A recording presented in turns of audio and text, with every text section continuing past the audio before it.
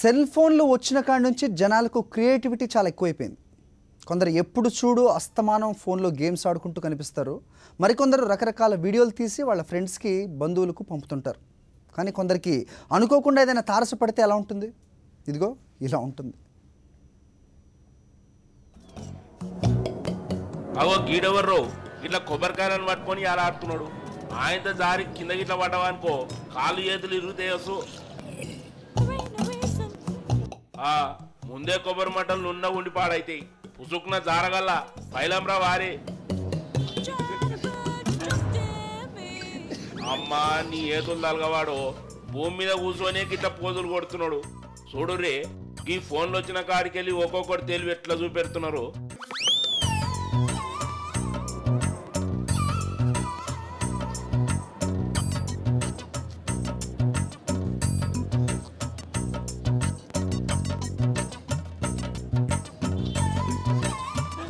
చూసిరా ఇక ఇంకోటి గా పోరడేమో గట్ల చేస్తే ఈ పంజాబ్ పోరడు ఏం చేసిండో చూడుర్రి. ఫోన్ల గేమ్ ఆడుకుంటా పాలిచ్చే బర్రెకాడికి పోక ఫోన్ల మూతి పెట్టి దున్నపోతు దగ్గర పోయి పాలు వెండుతున్నాడు. చూడుర్రి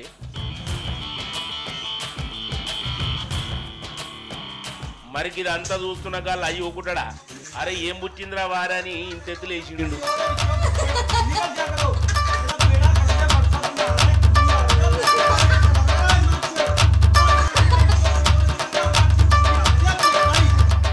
ఇక ఇక్కడ చూడుర్రి నీ అక్క ఎంత సింగారంగా మేకపిల్ల జారుడు పన జారుతున్నదో.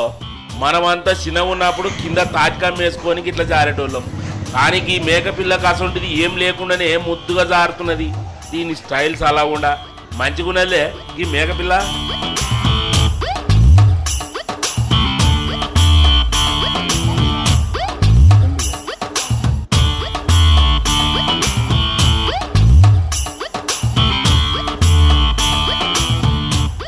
చూసిరా మూగజీవాలు కూడా ఫోటోలు అంటే మస్తు పోజులు పెడుతున్నాయి.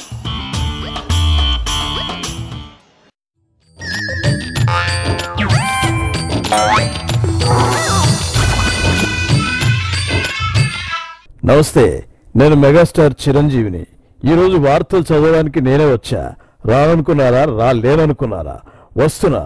నా ఫ్యాన్స్ కోసం మళ్ళీ వస్తున్నా. రాజకీయాల్లోకి వెళ్ళిపోయాడు, వయసు అయిపోయింది, వెంట్రుకలు తెల్లబడిపోయాయి అనుకుంటున్నారా? వయసు మీద బండ, రక్తం వేడిగానే ఉంది. అందుకే తిరిగి వస్తున్నా. నా 150వ సినిమా కోసం ఎదురు చూస్తున్నా. నా అభిమానుల కోరిక తీరుస్తా. ముందుగా హెడ్లైన్స్ చదువుతా. పూరికి నో ఛాన్స్, వినాయకే బెస్ట్. నా కొత్త సినిమాపై ఫుల్లుగా గాసిప్స్. తెలుగు స్టోరీలు వేస్ట్, కత్తి రీమేకే బెస్ట్. 60 ఏళ్ల వయసులోనూ అదరగొడతా. నా స్టెప్పులతో సిల్వర్ స్క్రీన్ ను షేక్ చేస్తా. సినిమాల్లో మకుటం లేని మహారాజులాగా వెలిగిపోయా. రాజకీయాల్లోకి వస్తే సీఎం అవుతానని అందరూ నన్ను మునగచెట్టు ఎక్కించారు. అదంతా నిజమే అనుకున్నా.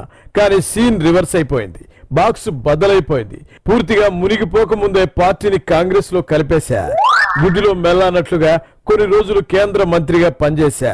ఇప్పుడు ఏపీలో మా పార్టీకి దిక్కు లేదు, నాకు పని లేదు. అందుకే మళ్ళీ సినిమాలపై లుక్కేశా. మొన్న మా అబ్బాయి రామ్ చరణ్ సినిమా బ్రూస్లీలో గెస్ట్ రోల్ చేశా. పూలమ్మిన చోట కట్టెలమ్మినట్లుగా హీరోగా వెలిగిపోయిన చోట గెస్ట్ రోల్స్ వేయడమా హతవిధి. అందుకే నేనే హీరోగా చేయాలని డిసైడ్ అయ్యా. హలో సార్, నేను పూరి జగన్నాథ్ను. ఏంటి సార్, నాకు ఛాన్స్ ఇస్తానని మాటిచ్చి ఇప్పుడు వినాయక్ ఛాన్స్ ఇచ్చారని అంటున్నారు. అది నిజమేనా? రామాయణం అంతా విన్నాక సీత రాముడికి ఏమవుతుందని అడిగినట్లు నేను చెప్పిన స్టోరీ అంతా విని ఇప్పుడు ఇలా చేశారేంటి సార్? సెకండ్ హాఫ్ నచ్చకపోతే మళ్ళీ రాసుకొస్తానని చెప్పాగా. అయినా నేను ఊరుకోను. మీరంటే నాకు అభిమానం సార్. నేను మీకు పెద్ద ఫ్యాన్ను. 150వ సినిమా కాకపోతే 151 సినిమా తీస్తా. అది కూడా కాకపోతే 152 సినిమా తీస్తా. అది కాకపోతే 153 సినిమా తీస్తా. అది కాకపోతే 54, 55 అలా. ఇదిగో పూరి, ఎందుకయ్యా నేనంటే నీకంత అభిమానం? నీ కమిట్మెంట్ నాకు నచ్చింది. నీ కథ విన్నా, కానీ ఎక్కడో కొడుతోంది. సెకండ్ హాఫ్ మార్చి తీసుకొస్తానన్నావు, మళ్ళీ కంటికి కనిపించకుండా పోయావు.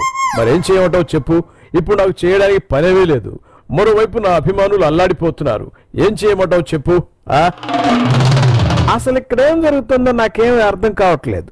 చిరంజీవి అనే ఒక హీరో సినిమా తీస్తానంటే ఎంత హడావుడేమిటని అడుగుతున్నా. 150వ సినిమా అయితే ఏంటి స్పెషల్? అంటే 149వ సినిమా కాదా? ఒకవేళ చిరంజీవి గనక మళ్ళీ హీరోగా సినిమా తీస్తే అది బాహుబలి కంటే పెద్ద హిట్ కావాలి. అలా అయితేనే సినిమా తీయాలి, లేకుంటే సినిమా పక్కన పెట్టి టీవీ సీరియల్ తీసుకోవడం బెటర్ అనేది నా ఉద్దేశం. హలో రామ్ గోపాల్ అంకుల్, మీరేం చేస్తున్నారో ఏం మాట్లాడుతున్నారో మాకు అర్థం కావట్లేదు. మీకేమైనా అర్థం అవుతుందా? నేను బ్రూస్లీ అనే సినిమాలో హీరోగా చేశాను. అది రిలీజ్ కు రెడీగా ఉంది. సందట్లో సెడమిలాగా అదే పేరుతో మీరు ఒక సినిమా తీసి ట్రైలర్ రిలీజ్ చేయడం ఏంటి? What is this uncle? నేనేం చేయాలనుకుంటే అది చేస్తా. ఓసారి ఏదైనా చేయాలని డిసైడ్ అయితే ఎవరికి నచ్చినా నచ్చకపోయినా చేస్తా.